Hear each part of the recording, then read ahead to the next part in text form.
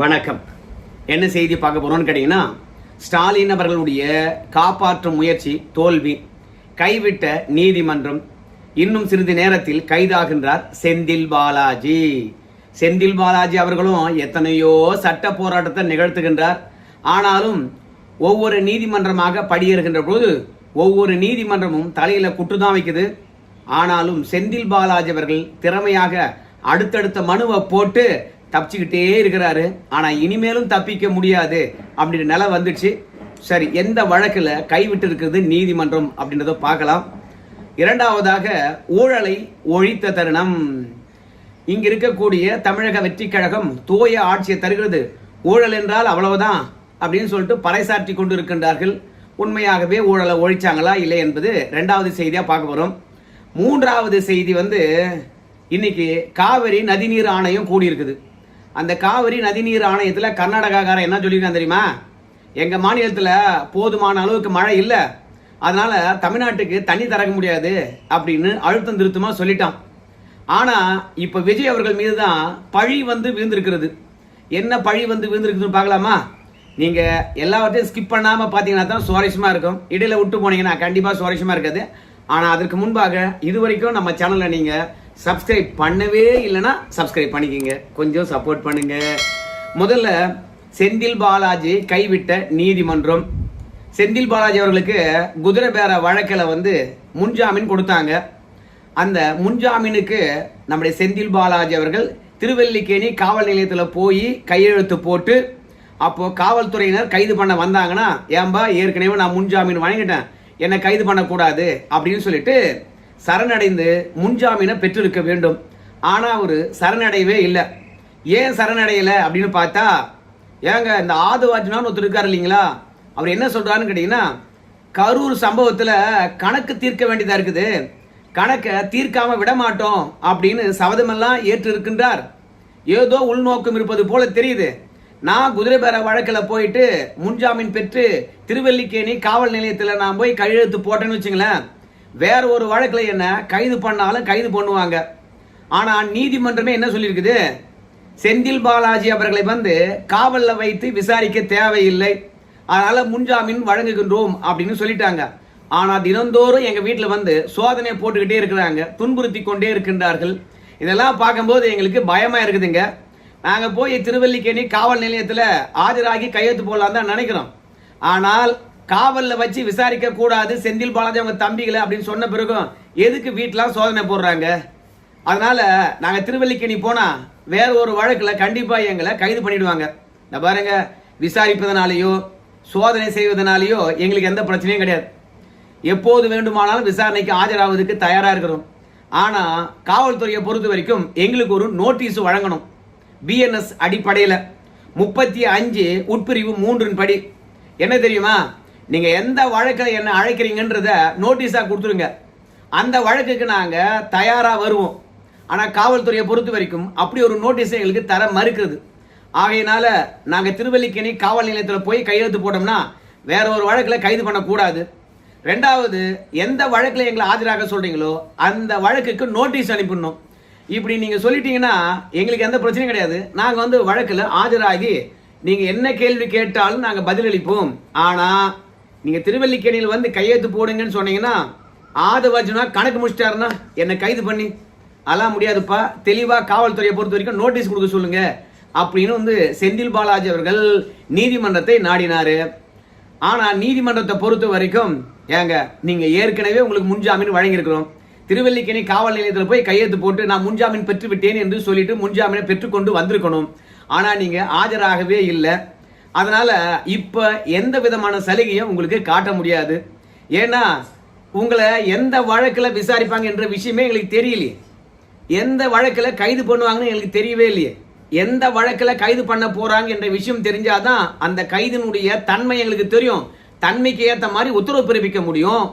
ஆனா நீங்களா முன்கூட்டியே யூகம் பண்ணி கைது பண்ணுவாங்களோ அந்த வழக்குல இந்த வழக்குல அப்படின்னு சொல்லிட்டு ஏகப்பட்ட விஷயத்தை சொல்லி எங்களுக்கு நிவாரணம் கொடுங்கன்னு கேக்குறீங்க.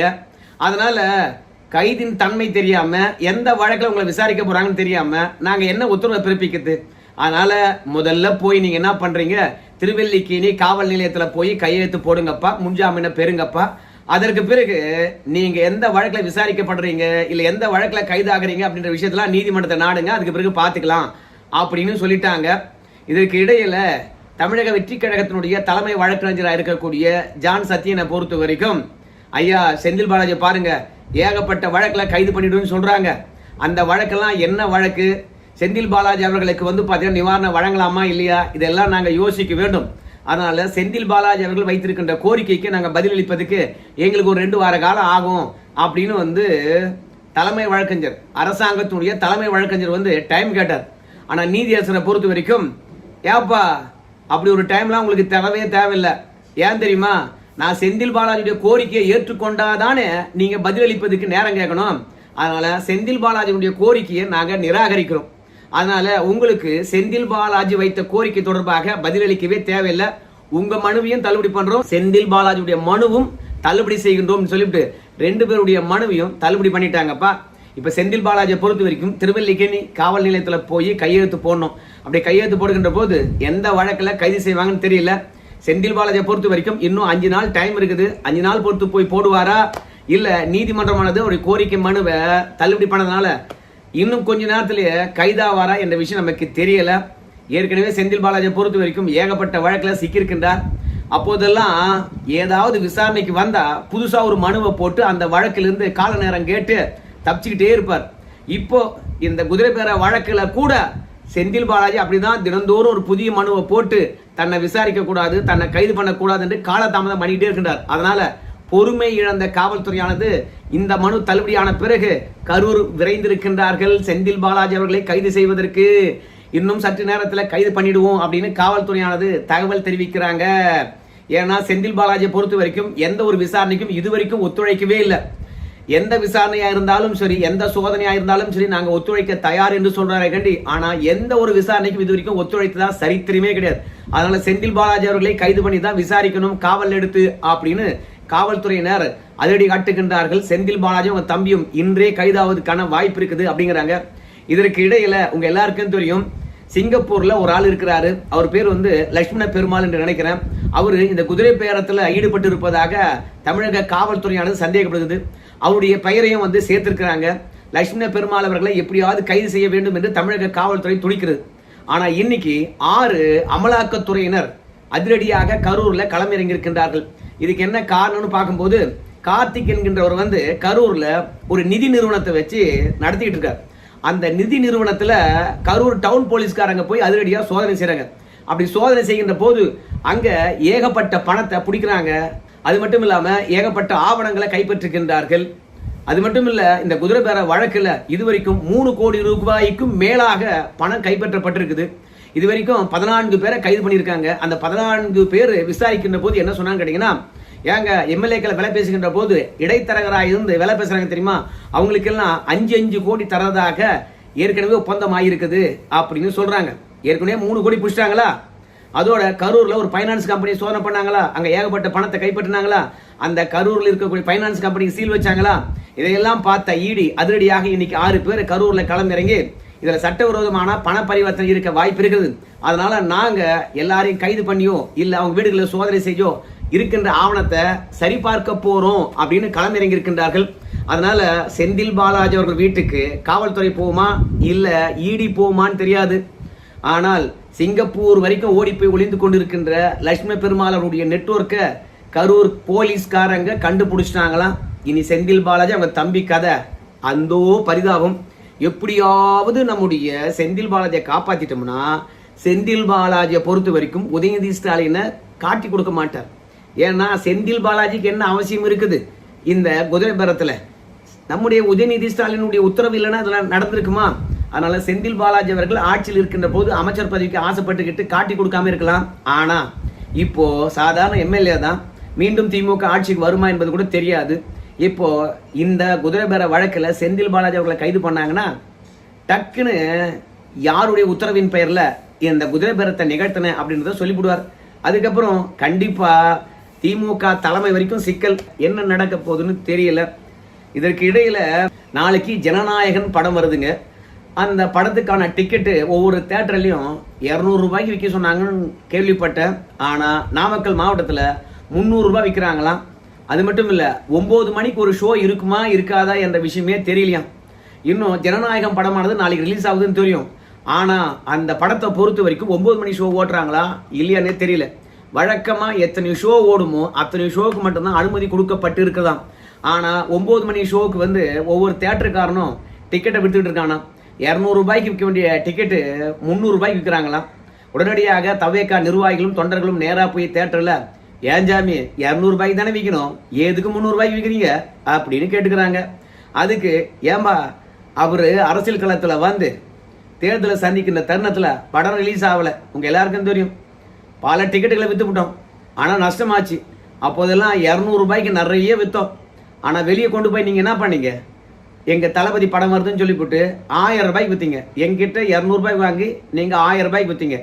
இப்போவும் பாரு, நாங்கள் 300 ரூபாய்க்கு விற்கிறோம், வெளியே போய் 500 ரூபாய்க்கு விற்கிறான், 1000 ரூபாய்க்கு விற்கிறான். இன்னைக்கு படத்தை ரிலீஸ் பண்ணுறவங்களாம் என்ன சொல்கிறாங்க, என்கிட்ட படத்தை விற்றுட்டு குறைந்தபட்சம் 300 ரூபாய்க்கு டிக்கெட் விற்கணும் அப்படின்னு சொல்லிவிட்டு என்கிட்ட பணத்தை வாங்கிட்டாங்க. நாங்கள் 300 ரூபாய்க்கு விற்கலன்னு வச்சுக்கலாம், எங்களுக்கு நஷ்டம் இல்லை, என்னையா என்கிட்ட கேள்வி கேட்குறீங்க அப்படின்னு தேட்டர் ஓனர்கள் 200 ரூபாய் விற்கணும்னு சொல்லிட்டு அரசாங்கம் சட்டம் போட்டால் 300 ரூபாய்க்கு விற்கிறாங்களாம். இப்படி தெரிந்தே பார்த்தீங்கன்னா ஜனநாயகன் படத்துக்கு டிக்கெட்டு அதிக விலைக்கு விற்றுக்கிட்டு இருக்காங்க. கள்ள மார்க்கெட்லேயும் டிக்கெட்டு பிச்சுக்கிட்டு போகுது. இதெல்லாம் பார்த்துக்கிட்டு நம்ம விஜய் அவர்கள் சும்மா இருக்கின்றாரா? அதே போன்று ஜனநாயகன் படமானது கர்நாடகாவிலும் ரிலீஸ் ஆக வேண்டும் என்பதற்காகத்தான் கர்நாடக அரசாங்கத்திடம் இருந்து காவிரி நதி நீரை பெற்று தரவில்லை நம்ம விஜய் அவர்கள் அப்படின்னு சொல்றாங்க. இது எந்த அளவுக்கு உண்மை என்று நமக்கு தெரியல. ஏன்னா கர்நாடகாக்காரனை பொறுத்த வரைக்கும் இப்போ மட்டும் இல்லை, ஜூன் மாதம் 9.9 TMC தண்ணி தரணும். இந்த மாதத்துக்கு 32.1 TMC தண்ணி தரணும். ஆனால் சென்ற மாதம் 2.3 TMC தண்ணி தந்தான். இது வரைக்கும் 1.7 TMC தண்ணி தந்திருக்கான். இன்னும் இருப்பதே பார்த்தீங்கன்னா ஒரு 6 நாள் 7 நாள் தான் இருக்குது. இந்த 7 நாளைக்குள்ளாக கர்நாடகாக்காரன் மீதி இருக்கக்கூடிய தண்ணியை திறந்து விட்டுருவானா? அதனால கிட்டத்தட்ட தவேக அரசாங்கம் பதவியேற்றத்தில் இருந்தே கர்நாடகாக்காரனுக்கு எந்த விதமான அழுத்தமும் கொடுக்காம தண்ணியை கேட்காம விட்டதுனால கிட்டத்தட்ட மே மாதத்திலிருந்து இந்த மாதம் வரைக்கும் ஒரு சொட்டு தண்ணி கூட மேட்டூர் டேம் சேரலையாம். அவன் திறக்கிற தண்ணியானது மணல்லே குடிச்சிட்டு தான். அதனால கர்நாடகாக்காரனுக்கு எப்படி அழுத்தம் கொடுத்தா தண்ணியை தரப்பானோ அந்த அளவுக்கு அழுத்தம் கொடுத்துருக்க வேண்டும். தொடர்ந்து தண்ணி தர மாட்டேன் என்று சொல்லிட்டு ஆலோசனை கூட்டத்தில் அதிரடியாக அறிவிக்கின்ற கர்நாடகாக்காரனை பணி வைக்க வேண்டும் என்றால் நீதிமன்றத்துக்காவது போயிருக்கணுமா? ஆனால் முறையாக நீதிமன்றத்துக்கு கூட போகாத நம்ம விஜய் அவருடைய செயல்பாடு இன்னைக்கு விவசாயிகளை கொதிப்படைய செய்திருக்கிறது. அதனால கர்நாடகாக்காரனை பொறுத்த வரைக்கும் வறட்சி நிலவுகிறது. இன்னைக்கும் காவிரி நதிநீர் ஆணையத்தில் தண்ணி திறக்க மாட்டோம்பா, கஷ்டமான சூழ்நிலைப்பா அப்படின்னு கைவிரித்து விட்டான். விவசாயிகள் தண்ணீர் இல்லாமல் பயிர்கள் கருகுவதை பார்த்து கண்ணீர் சென்று கொண்டிருக்கின்றார்கள். இதில் செந்தில் பாலாஜியை கருவறுக்கலாமா? இல்லை, இன்னொரு விஷயத்த சொல்ல மறந்துட்டேன். ஏற்கனவே விளாத்திக்குளம் எம்எல்ஏ இருக்காரு தெரியுமா, அவருக்கு ரிமாண்ட் பண்ணியிருந்தாங்க. இன்னைக்கு ஜாமீன் மனு விசாரணைக்கு வந்தது. ஜாமீன் கொடுப்பாங்க என்று பார்த்தோம். ஏன்னா திமுகவுடைய பெரும்புள்ளிகள்லாம் போய் பாளையங்கோட்டை சிறையில் மார்க்கெட்டையனை பார்த்துட்டு வந்தாங்க. நேருலாம் போயிருக்காங்க.